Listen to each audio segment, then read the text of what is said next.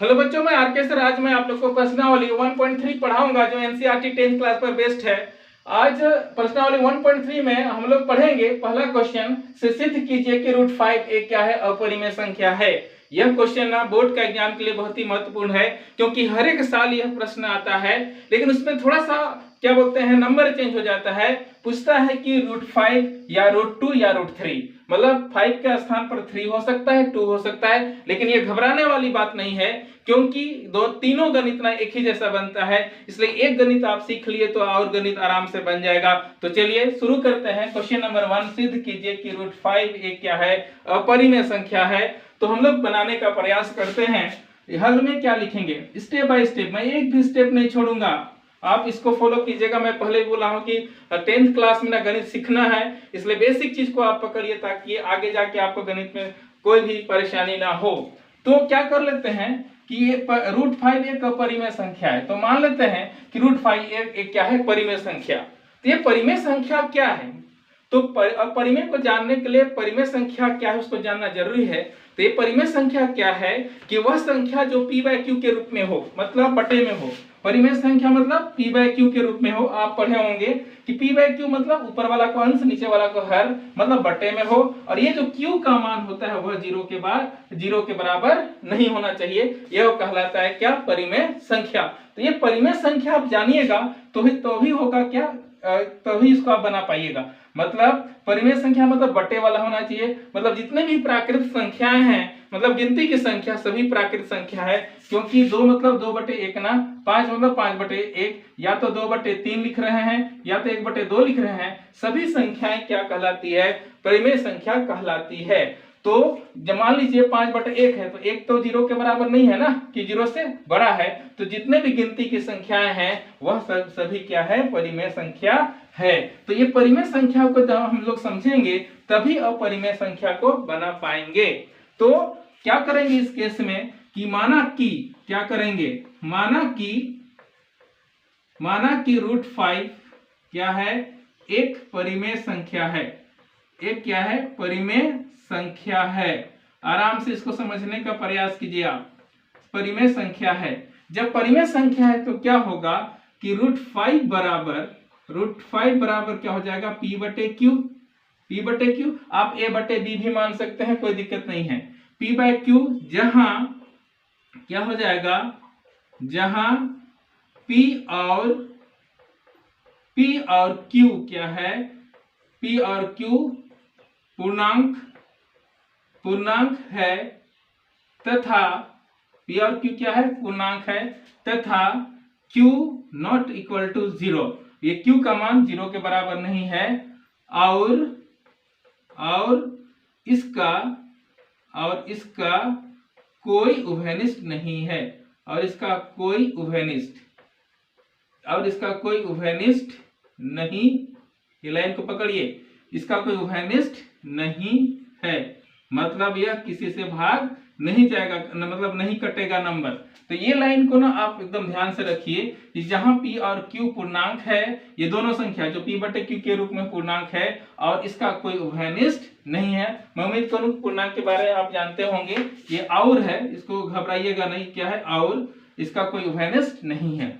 अब क्या करेंगे कि दोनों तरफ वर्ग करने पर हम लोग कर देते हैं, दोनों तरफ वर्ग करने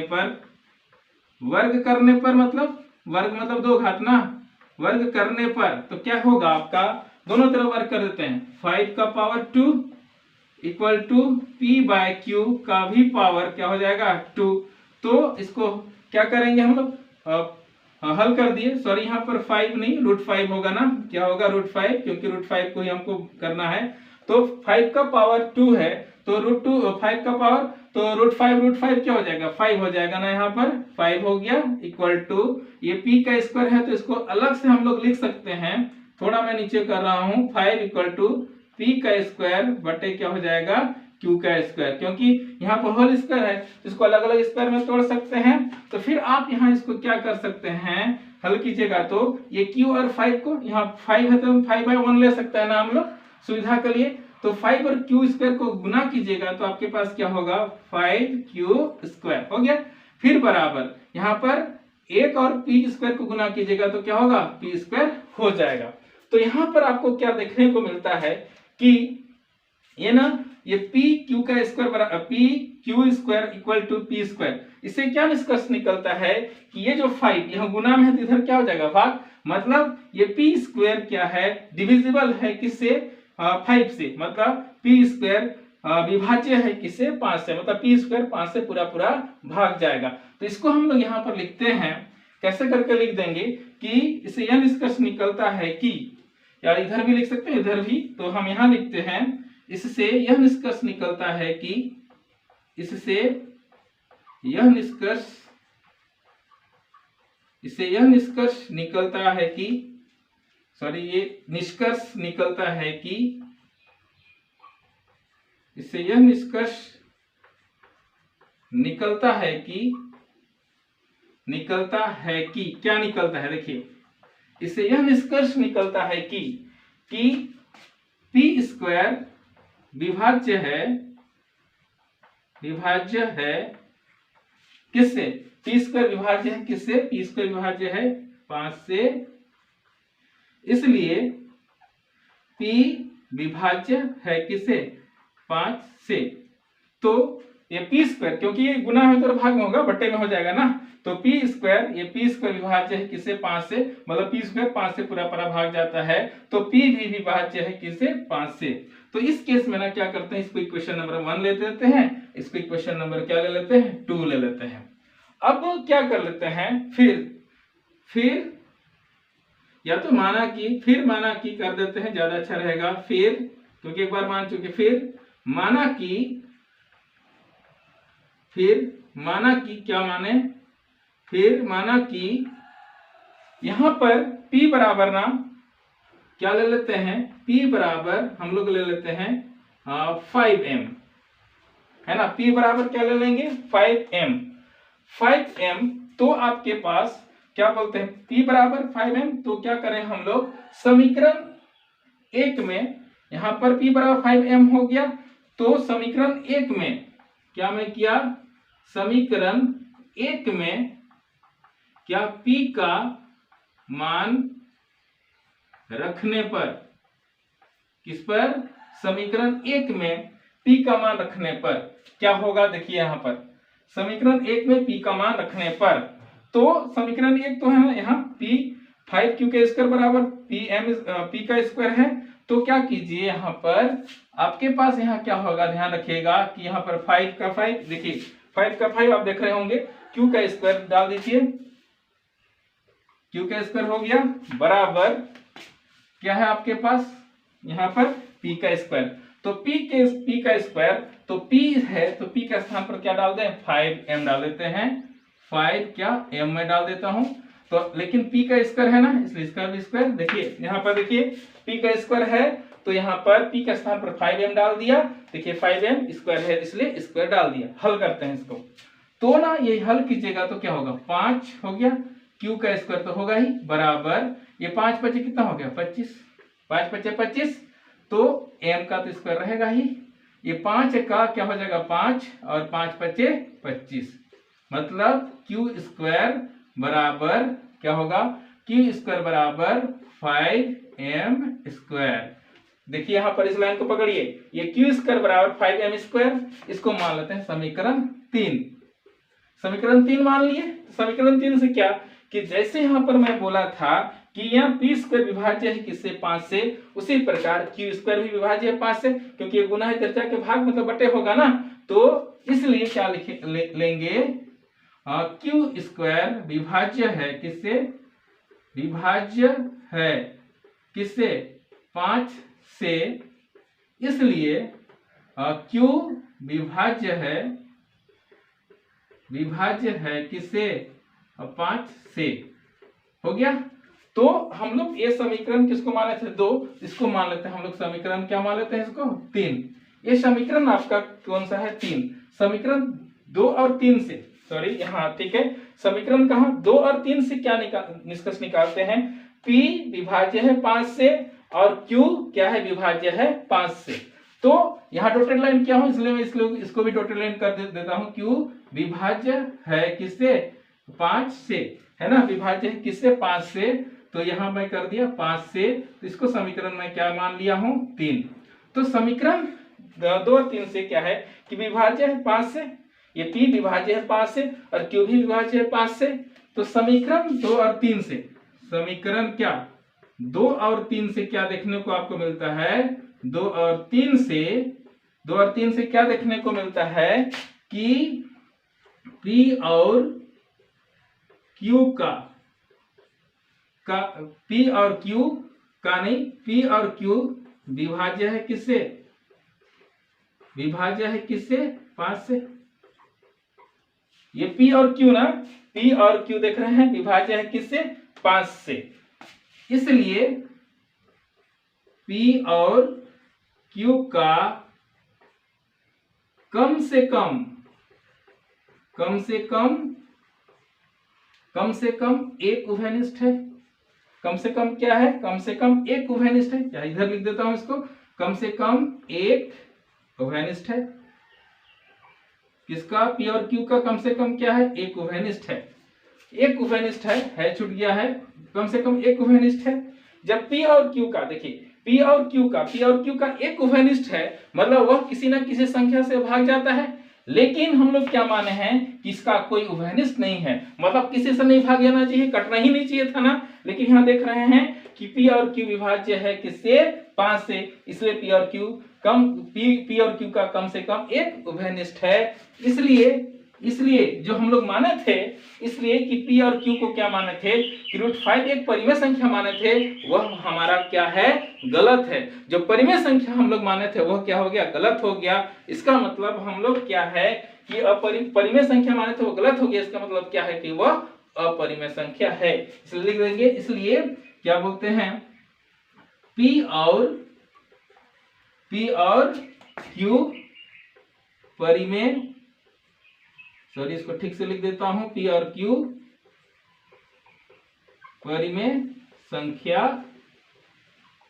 क्या है, नहीं है, परिमेय संख्या नहीं है, परिमेय संख्या नहीं है। कौन, P और Q परिमेय संख्या नहीं है। इसलिए क्या, इसलिए √5 या तो परिमेय संख्या नहीं है, इसलिए P और Q क्या है, लिख देते हैं। इसलिए P और Q क्या है, अपरिमेय संख्या है। परिमेय संख्या नहीं है, इसका मतलब क्या है, P और Q अपरिमेय संख्या है। क्या है, P और Q अपरिमेय संख्या है। अपरिमेय संख्या जब P और Q हो गया तो ये P और Q को तो क्या माना है, P और Q किसके बराबर, √5, इसलिए लिख दीजिएगा यहाँ पर। इसलिए √5 एक क्या है, थोड़ा ठीक से लिख दूं उसको, इसलिए √5 एक क्या है, √5 एक अपरिमेय संख्या है। ये √5 एक अपरिमेय संख्या है, यही लाना था ना कि सीधी चीज है कि √5 एक अपरिमेय संख्या है, तो √5 एक अपरिमेय संख्या हो गया। तो यहाँ पर आप क्या लिख दीजिएगा, सिद्ध हुआ। क्या लिख दीजिएगा यहाँ पर, सिद्ध हुआ। यहाँ पर या तो आप इंग्लिश में लिख दीजिएगा प्रूव्ड। क्या हो गया, प्रूव्ड। जो हमारा लाना था वह आ गया, तो यहाँ लिख दीजिएगा क्या, प्रूव्ड। तो समझ लीजिए कि जो हमारा गणित बन गया। यहाँ पर ध्यान रखिए कि ये लाइन को ना आप एकदम फोकस कीजिए, ये लाइन आपको क्लियर है तो इसके अनुसार आप इस गणित को बना लीजिएगा। एक बार दो बार बनाइएगा, आराम से बन गया, बन जाएगा, क्योंकि यह क्वेश्चन ना क्या बोलते हैं, बार बार हर एक साल आता है। इसलिए मैं उम्मीद करूं क्वेश्चन नंबर 1 बन गया। तो एक में ही और क्या बोलते हैं, √5 भी हो सकता है, √3 भी हो सकता है, √2 हो सकता है। तो चलिए मैं आगे बताने का प्रयास करूं कि √2 क्या बोलते हैं, √2 रहे तो कैसे बनेगा, √3 रहेगा तो कैसे बनेगा, बहुत इजी गोइंग में हम लोग सीखेंगे। तो चलिए शुरू करते हैं, √3 ही बनाते हैं, उसके बाद आप लोग √2 अपने से बना लीजिएगा। तो शुरू करते हैं, सिद्ध कीजिए कि √3 एक अपरिमेय संख्या है। यदि आपका सवाल रहता है कि सिद्ध कीजिए कि √3 एक अपरिमेय संख्या है, क्या मैं बोला कि सिद्ध कीजिए कि √3 एक अपरिमेय संख्या है। आप और एक चीज देख रहे होंगे कि बोर्ड में ना मैं जैसा था वैसे ही रख दिया हूं, मैं मिटाया कुछ नहीं हूं। तो क्यों नहीं मिटाया हूं आपको समझ में आएगा। हूबहू पहले जैसा ही बनेगा, मैं थोड़ा थोड़ा बदलाव करूंगा, बस देखते जाइएगा। आप भी √3 के बाद √2 बनाइएगा तो सेम टू सेम बनाइएगा, आपका क्वेश्चन बन जाएगा बहुत इजी वे में। तो देखिए कि मान लीजिए सिद्ध कीजिए कि √3 एक अपरिमेय संख्या है रहे, तो आप क्या कीजिए कि √5 के स्थान पर √3 डाल देना है। कि माना कि √3 एक क्या है, परिमेय संख्या है, तो क्या होगा, तो √3 बराबर क्या होगा, p/q। ये √3 बराबर क्या हो जाएगा, p/q। देखिए क्या क्या बदलाव करना, बहुत थोड़ा। जहां p और q पूर्णांक है तथा q बराबर नॉट इक्वल टू 0 और इसका कोई उभयनिष्ठ नहीं है, ये लाइन इसका कोई उभयनिष्ठ नहीं है, पकड़ कर रखिए। अब दोनों तरफ वर्क करने पर, मतलब यहाँ पर 5 है तो इसको क्या कर दीजिए आप 3, दोनों तरफ वर्क करने पर। तो यहाँ पर 3 था तो यहाँ पर क्या आ गया, √3 3, मतलब 3/1 इसको लिख सकते हैं, √3 3 हो गया। अब क्रॉस मल्टीप्लिकेशन कीजिएगा तो जहां यहाँ पर 5 से q गुना हुआ था तो यहाँ 3 हो जाएगा बस, तो 3q²। तो यहाँ पर जैसे p² विभाज्य है 5 से, यहाँ लिखे है ना कि p² विभाज्य है 5 से, उसी प्रकार 3 विभाज्य है क्या से, p² विभाज्य है क्या से हो जाएगा, यहाँ से 3 से। p² विभाज्य है 3 से, तो इसलिए p विभाज्य है किससे, 3 से। कुछ नहीं, बस 3 कर दे रहा हूं। फिर क्या करें, जब p² विभाज्य है 3 से, इसको समीकरण 2 ये जैसा समीकरण 1 मिल गया। फिर माना कि p बराबर 5m, तो यहाँ पर 3 है तो यहाँ क्या ले लेंगे, 3m। p बराबर क्या हो गया, 3m। तो समीकरण 1 में p का मान रखने पर सेम टू सेम डिटो। तो यहाँ पर क्या हो रहा है, देखिए जहां 5 था वहां तो 3 होगा ना, देख रहे हैं 3 है। उसके बाद p² के स्थान पर जहां पर क्या 3m लिए हैं, तो यहाँ पर 5 को क्या कर दीजिए आप, 3 कर दीजिए, तो 3m² हो जाएगा। फिर यहाँ पर क्या होगा, 3 रहेगा, 3 का 3, ये 3 तिया 9 हो जाएगा आपको। यहाँ पर 5 × 5 = 25 हुआ था ना, वहाँ यहाँ 3 तिया 9, सेम काट दीजिएगा, 3 का 3, 3 तिया 9, तो क्या होगा, q² बराबर क्या होगा, 3m²। तो फिर वही सेम काम, q² विभाज्य है किससे, 3 से, इसलिए q विभाज्य है किससे, 3 से। खत्म ना काम। ये q² विभाज्य है 3 से, इसलिए q विभाज्य है किससे, 3 से। अब इससे क्या निष्कर्ष निकलता है ना कि ये जो क्या है, p विभाज्य है 3 से और q भी विभाज्य है किससे, 3 से। बन गया ना, दोनों विभाज्य है। तो समीकरण किससे आप देख सकते हैं, समीकरण 2 और समीकरण 3 से क्या निष्कर्ष निकलता है, 3 यहाँ पर है, सॉरी 3 यहाँ पर है, मैं यहाँ पर गलत किया हूँ, वहां पर थोड़ा सा चेंज कर दीजिएगा। यहाँ पर ये समीकरण 1, ये समीकरण 2 हो गया, ये समीकरण 3 इसको मत मानिए, समीकरण 3, तो समीकरण 2 और 3 इसको मत मानिएगा, ये समीकरण 2 और 3 देख रहे होंगे। समीकरण यहाँ 2 और समीकरण 3 से क्या निष्कर्ष निकलता है, p और q विभाज्य है किससे, 5 से। पक्का ना, क्यों, क्योंकि यहाँ आप समीकरण 2 और समीकरण 3 में देख रहे हैं p और q विभाज्य है 5 से, तो यहाँ पर क्या हो जाएगा, 3 से ना, यहाँ पर 3 है तो क्या हो जाएगा, 3 से। इसलिए p और q कम से कम एक उभयनिष्ठ है, मतलब p और q का कम से कम क्या है, एक उभयनिष्ठ है। क्यों, क्योंकि 3 से विभाज्य है ना, p भी 3 से भाग जा रहा है और q भी 3 से भाग जा रहा है, एक उभयनिष्ठ है। इसलिए p और q परिमेय संख्या नहीं है, क्योंकि परिमेय संख्या का में लिखे है ना, फिर से रिपीट करते हैं कि इसका कोई उभयनिष्ठ नहीं है। लेकिन देख रहे हैं कि p और q कम से कम एक उभयनिष्ठ है, मतलब p और q परिमेय संख्या नहीं है, क्योंकि उभयनिष्ठ आ गया ना, इसलिए p और q परिमेय संख्या नहीं है। अब परिमेय संख्या नहीं है तो क्या होगा, इसलिए p और q अपरिमेय संख्या। जब परिमेय संख्या नहीं है तो क्या होगा, अपरिमेय संख्या होगा ना, तो p और q अपरिमेय संख्या है। और हम जानते हैं कि p/q बराबर क्या है, √3, तो इसलिए क्या कर देंगे, 5 के स्थान पर √3 डाल देंगे, तो इसलिए √3 एक क्या है, अपरिमेय संख्या है। लास्ट में यहाँ प्रूफ लिख दीजिए, या तो हिंदी में लिखना है तो क्या लिख दीजिए, सिद्ध हुआ। तो कुछ नहीं किया मैं, बस जहाँ 5 था वह 3 कर दिया, आपका आंसर बन गया। तो एक गणित जानिएगा तो अगला जो गणित होगा आराम से बना लीजिएगा, घबराने वाली बात नहीं है। तो ये जो आपका क्या बोलते हैं √2 का, ये हम होमवर्क में डालते हैं, इसको ना आप बना के, मेरा जो व्हाट्सएप नंबर है तो आपको पता ही होगा, जो व्हाट्सएप मेरा नंबर है 7479 68397। ये व्हाट्सएप नंबर है, मैं पहले भी दिया हूँ। ये क्वेश्चन इसको ना इस नंबर पर आप ये रूट सिद्ध कीजिए कि √2 एक अपरिमेय संख्या है, उसको बना के आप क्या कर दीजिएगा, जरूर भेज दीजिएगा। मैं इसको नहीं मिटा रहा हूँ, आप यदि चाहिए तो आप इसका जो लिंक में है वो भी उसमें भी रह जाएगा। और ध्यान रखिए, और उसका होमवर्क आप इस व्हाट्सएप नंबर में आप जरूर सेंड कीजिए ताकि मुझे पता चले कि आप √2 का अच्छे से बना लिए। और 3 क्वेश्चन में से √2, √3 या √5 में से एक क्वेश्चन ना बोर्ड का एग्जाम में आना तय है, आएगा ही आएगा, इसलिए इसको खुद अच्छे से प्रैक्टिस कर लीजिएगा। यदि आप प्रैक्टिस करेंगे तभी बना पाइएगा। तो मैं जल्दी से आपको बोलता हूं, यदि आप मेरे चैनल को सब्सक्राइब नहीं किए हैं तो सब्सक्राइब कर दीजिए और दोस्तों के बीच में ज्यादा से ज्यादा शेयर कीजिए। यदि आपको पसंद आए तो लाइक करें, और कुछ भी दिक्कत हो तो कमेंट बॉक्स में जरूर लिखें कि सर इसको और थोड़ा सा बता दीजिए, ऐसा हो। ये जो भी प्रॉब्लम है आप मेरा व्हाट्सएप नंबर में भी आप क्वेश्चन भेज सकते हैं या तो डाउट क्लियर कर सकते हैं।